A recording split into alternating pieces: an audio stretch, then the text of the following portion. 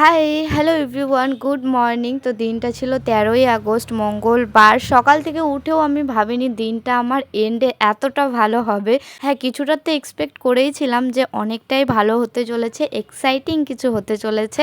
আর সেই জন্য আগের দিন থেকে আমি প্রচণ্ড এক্সাইটেড ছিলাম। না সব কিছুর জন্য না, একটা ব্যাপারের জন্য তো এক্সাইটেড ছিলামই, আর সেটা হলো আমার নতুন ফোন। হ্যাঁ, ফাইনালি আমি প্রায় 4 বছর পরে আমার নিজের জন্য একটা নতুন ফোন নিচ্ছি। অবভিয়াসলি আমি নিচ্ছি না, এটা হচ্ছে আমার অ্যাডভান্স বার্থডে গিফট বলতে পারো, যেটা আমি 15 আগস্টের অফারেই নিয়েছি। কারণ আমার বার্থডের সময় তো কোনো অফার থাকে না, সেই কারণে আমি অ্যাডভান্সই নিয়ে নিয়েছি। আর যেটা দিয়েছে হচ্ছে বাবা। তো হ্যাঁ, আগের দিন থেকে আমি সেটার জন্য ভীষণ এক্সাইটেড ছিলাম, বাট আগের দিন আসেনি ফোনটা। তো এই হচ্ছে আমার নতুন ফোন, আর এটা নিয়ে আমি আমার ইউটিউব চ্যানেলে একটা মিনি ব্লগও পোস্ট করেছি, চাইলে তোমরা দেখে আসতে পারো। আর আনএক্সপেক্টেডলি আর সারপ্রাইজলি বিকেলবেলায় হঠাৎই ওরা আমাকে ফোন করে বলছে কি তুই কি বাড়িতে আছিস? তো আমি বললাম যে হ্যাঁ বাড়িতেই আছি। তো বলছে যে ঠিক আছে তুই রেডি হ, আমরা তোদের বাড়ির ওখানে আসছি হেঁটে হেঁটে। তো দেখো ওরা সবাই মিলে হেঁটে হেঁটে আমার বাড়ির সামনে এসেছে। ওদের কতবার করে বললাম চল, বাড়িতে কিছুতেই গেল না। তারপরে ওদেরকে আমার নতুন ফোনটাও দেখালাম।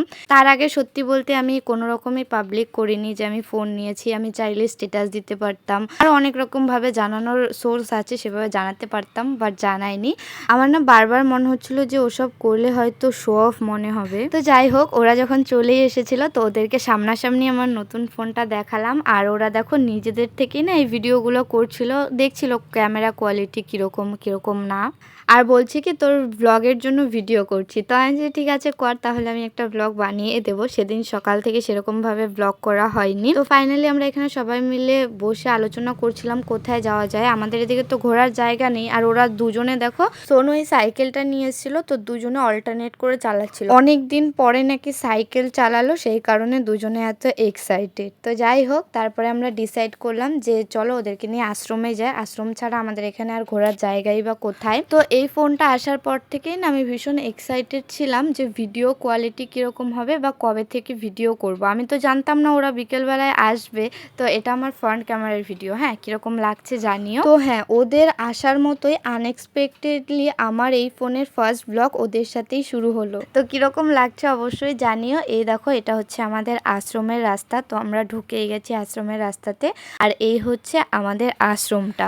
এর আগেও আমার ব্লগেতে তোমরা অনেকবারই দেখেছো, প্রায়শই ঘুরতে আমরা এখানেই আসি। আমি না ভীষণ এক্সাইটেড ভাবে এদিকে ওদিকে সেদিকে করে ভিডিও করে দেখছিলাম। ওরাও আমাকে অনেক কিছু শিখিয়ে দিচ্ছিল, ক্যামেরার পজিশন চেঞ্জ, হ্যান ত্যান অনেক কিছু। তো যাই হোক, ওরা দেখো এই স্লিপারটায় ওঠার প্ল্যানিং করছিল, কি সব বলছিল, উল্টো দিকে উঠবে নাকি। তো এখন আমরা যাচ্ছি জঙ্গলের দিকে, যেখানে ঘন বনের মতো অনেক ফলের গাছ আছে ওখানে। আর এখানে দেখো আমাকে ডিরেকশন দিচ্ছে, আয় আমি নিয়ে যাচ্ছি তোদের। বলছিল ঠিকই, কিন্তু এদিককার কিন্তু খুব একটা কিছু ওরা চেনে না, দু একটা জায়গা চেনে, বাট সমস্তটা চেনে না। তো এই হচ্ছে আশ্রমের পেছনে জঙ্গল বা বাগান মতো একটা জায়গা। এখানে না অনেক ফলের গাছ আছে। তো এখান থেকে এই বেলম্বিগুলো ওদেরকে পেরে দিলাম, বললাম যে টেস্ট করে। এগুলো না সব থেকে টেস্টি খেতে।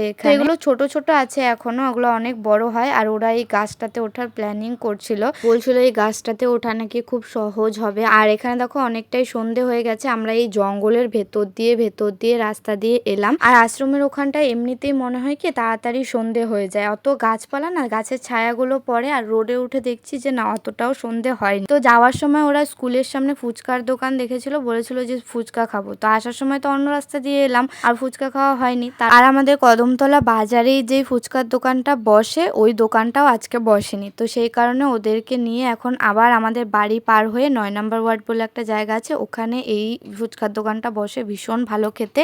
ওখানে নিয়ে গেছি। আর ওদের হেঁটে এসে তো অবস্থা খারাপ। ভাবো আমরা আশ্রমে গেছি, আবার ওরা ধূপগুড়ি বাজার থেকে হেঁটে এসেছে, ভাবতে পারছো? তো আমাদের ফুচকা খাওয়া কমপ্লিট। এখন আবার আমরা যাচ্ছি কদমতলার ওখানে। কদমতলা ছাড়া তো ওরা কেউই টোটো পাবে না, আর ওদের হাঁটতে হাঁটতে পুরো অবস্থা খারাপ হয়ে গেছে। তো ওদের এসে বাই করলাম। এখন আমি বাড়িতে এসে ফ্রেশ হয়ে গেছি। চলো আজকের ব্লগটা এখানেই শেষ করছি। কিরকম লাগলো জানিও। বাই।